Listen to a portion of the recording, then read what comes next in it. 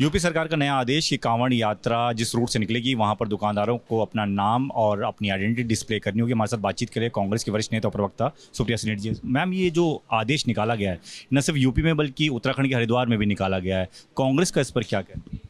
कांग्रेस का ये कहना है कि बीजेपी के पास जब कुछ नहीं होता है करने को तो वो नफरत और वैमनस्य फैलाने लगती है।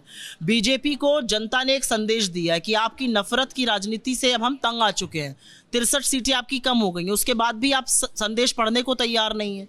मतलब योगी आदित्यनाथ की सरकार के पास और कोई काम ही नहीं है, ना रोजगार क्रिएट करना है, ना महंगाई कम करनी है, ना उद्योग बढ़ाना है। अब यही काम एक रह गया है। और ये वही लोग हैं जो बहिष्कार की, इकोनॉमिक बहिष्कार की बात कर रहे हैं, जो कि हिंदुओं के इकोनॉमिक बहिष्कार की बात अयोध्या में कर रहे थे जब अयोध्या हार गए थे। ये सब मूर्खता की चीज़ें हैं और ये सब ध्यान भटकाने के मुद्दे हैं। और इसलिए हैं क्योंकि अगर ध्यान नहीं भटकेगा तो लोग बेरोजगारी पर, महंगाई पर, आर्थिक असमानता पर, उपभोग पर, निवेश पर सवाल पूछेंगे। यही सब में लोगों को उलझाए रहो। लेकिन लोग आपकी इन सब वैमनस्य और नफरत की राजनीति से तंग आ चुके हैं और उन्होंने आपको एक बहुत बड़ा मैसेज दिया है। खुद एनडीए के सहयोगी दल है मैम, उस पर सवाल उठा रहे हैं। इसीलिए मैंने कहा कि ये सिर्फ ऑपोजिशन की बात नहीं है। आपके खुद के घटक दल आरएलडी और जेडीयू कह रहा है कि ये बिल्कुल गलत और ऐसा नहीं होना चाहिए। वो कह रहे हैं कि ये बेवकूफ़ी की राजनीति आप बंद करिए। वो कह रहे हैं कि ये वैमनस्यता और नफरत फैलाएगी। हमारी नहीं तो अपने घटक दलों की ही सुन लीजिए।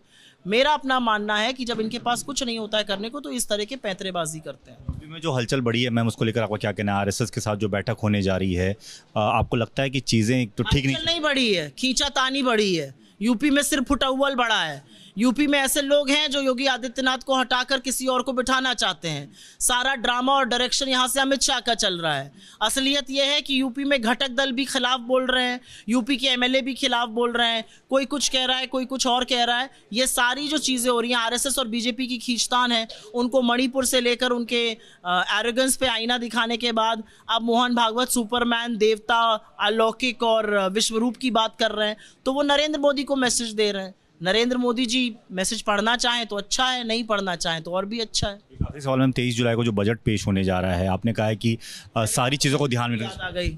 इस क्वेश्चन को तो आप वैसे काट देंगे अपने टिक टैक से, लेकिन अगर चलेगा तो बजट जिस परिवेश में पेश होने जा रहा है वो बहुत इंपॉर्टेंट है। आपके जैसे तमाम युवा इस देश में हैं जो कि बेरोज़गार हैं, आपके पास तो रोज़गार है। तमाम लोग हैं जो महंगाई से जूझ रहे हैं, लोगों के ऊपर कर्जे का बोझ है, लोगों की बचत कम होती जा रही है, आर्थिक असमानता इस देश में बढ़ती जा रही है, किसान परेशान है कि उसको अपनी उपज का सही दाम मिले, महिलाएं महंगाई से जूझ रही हैं। इनके लिए बजट क्या करेगा, इस पर सारा दारमोदार है। मेरे लिए बजट का नंबर 1 से 10 तक की प्रायोरिटी जो है वो रोज़गार सृजन है और रोज़गार सृजन बतकही छाटने से नहीं होता है।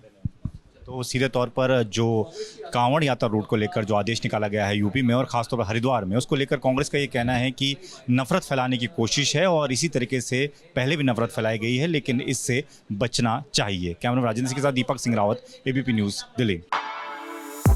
For exclusive and insightful videos, subscribe to our new channel ABP Live Premium.